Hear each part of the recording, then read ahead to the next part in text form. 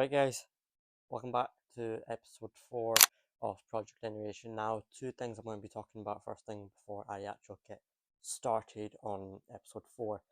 Firstly, audio wise, sorry, this is just a new microphone I got, so technically the audio is really bad. I have checked with my last post on YouTube, and audio was really bad, so I do apologize. And second, for the delay of this video, I know I've been really busy, and also I've been taking a wee small break as well at the same time. But I'm now getting back into recording as well with this. But we're almost at the end of Project Generation. This is technically the second last episode before we do episode 5, which is probably a possibility will be next week. But this is now technically the second last episode of Project Generation, episode 4. And today, in this topic, friendship and relationships are on the topic for today on episode 4. But I won't waste your time anyway. But other than that, let's begin. Right, relationships for the first topic. Excuse me. Now, in this generation with relationships, honestly, it is a bit of a downfall, I would say, honestly, in my perspective, that we see it on social media, that these public interviews where girls are admitting, it's mostly girls I see on my TikTok page, but it's mostly girls admitting that they're cheating on their boyfriend with their best friend, or they're cheating on their boyfriend, this and that, yada yada yada, right? It's gotten to the point where no one does anything other than the comments coming up and saying stuff, and that's fine, but in reality, it's not going to do anything at all. You're behind the screen, so technically you're not doing anything. Which instead, just you need to think, like, why are you doing this?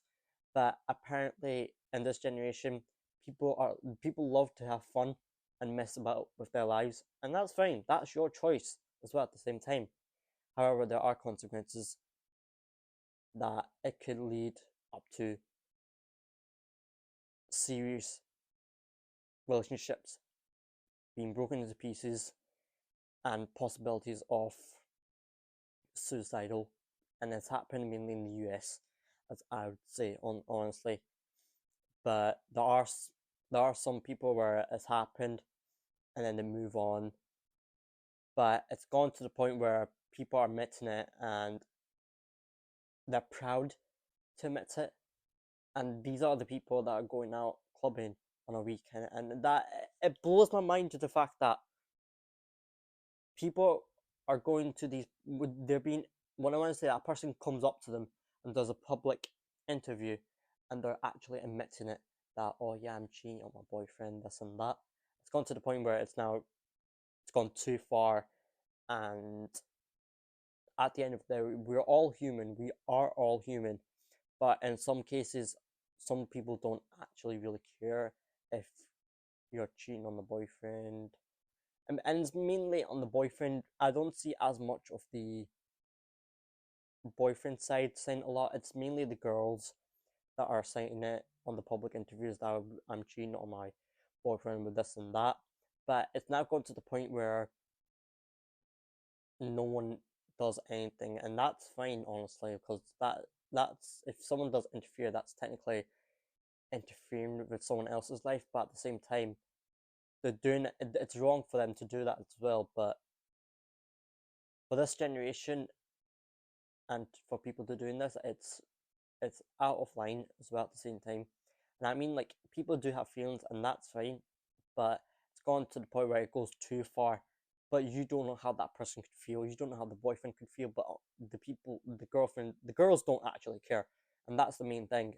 It's mostly in America that happens with these public interviews, and I don't see it as much in the UK. It's mostly in America. I see it's mostly, but it's a bit. It's come to my attention that they are really proud to say it on camera, on the microphone, that I'm cheating on my boyfriend, and it blows my mind. Honestly, you're proudly saying it, but your boyfriend is watching it at the same time. So technically, it's wrong, but it's wrong at the start as well, at the same time, to the fact that you're cheating on your boyfriend for some other man that looks better than you, that has more money, this and that. It's ridiculous. Like, the previous generations, the previous past, this would never has happened. This public interviews would never have happened. It would be a normal life, boyfriend, girlfriend, this and that. But in this generation, it is honestly, it's bizarre as well that people are now admitting it, and it gets views, surprisingly. But it should not get views.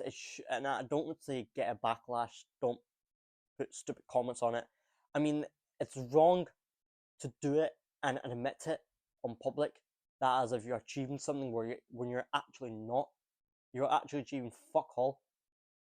Excuse my French. Wasn't expecting that, but it's gone to the point where this generation is completely going downhill, and we are literally a month away from 2025.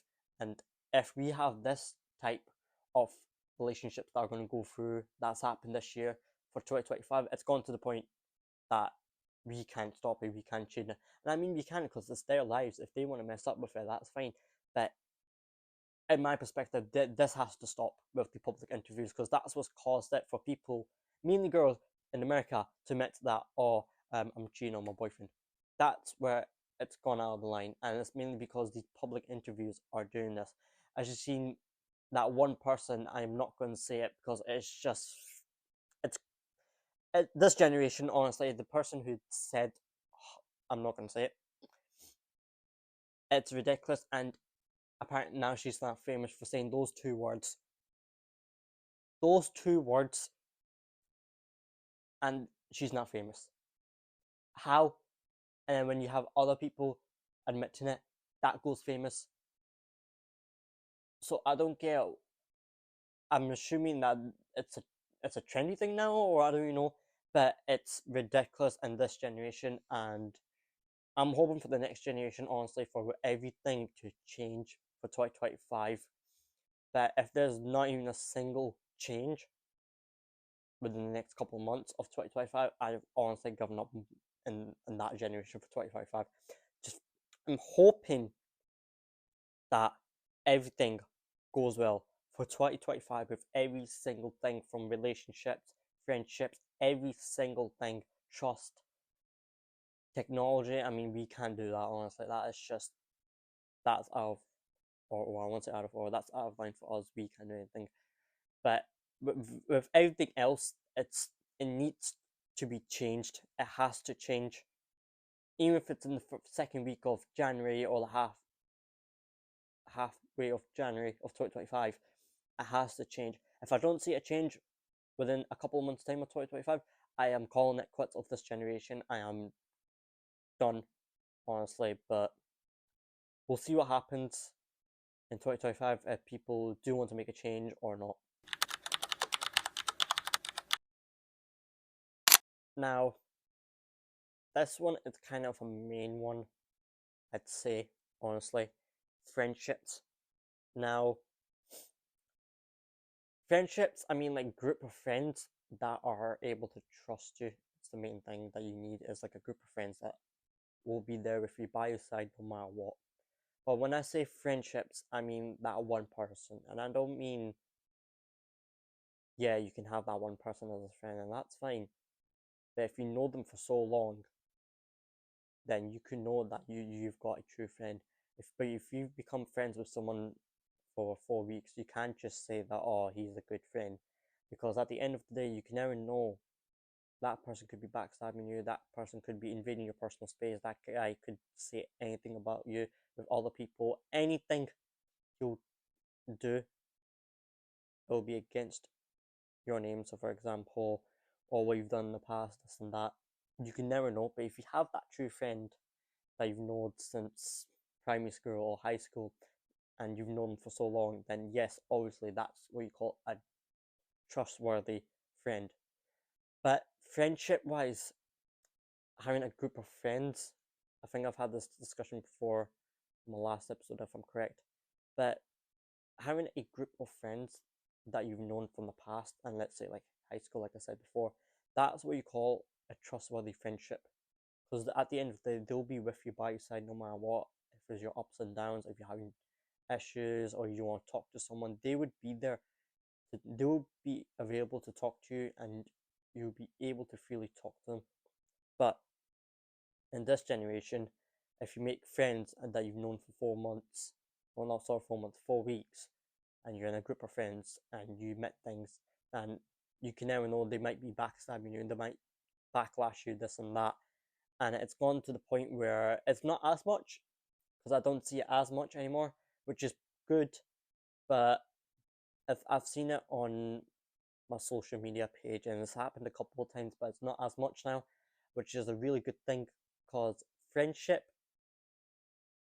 is a key. Because obviously some people can stay alone, that's fine, but some people can't. Some people might need friends, and in my perspective, I didn't have good friends back in high school. I was hanging around with the wrong people until about 2020, if I'm correct. Someone came up to me, a close friend that I knew from primary came up to me, and then met two friends. Well, that one friend I knew from primary as well, but I met a new friend, and then here I am right now with a different group, and I'm grateful with them, because I know for a fact they're trustworthy at the same time, and I know for a fact they're good friends as well. And in that group that I'm right now, I feel safe, because I would be able to talk to them if there's something wrong, or if I want to say something, this and that. They would be understandable and they will listen.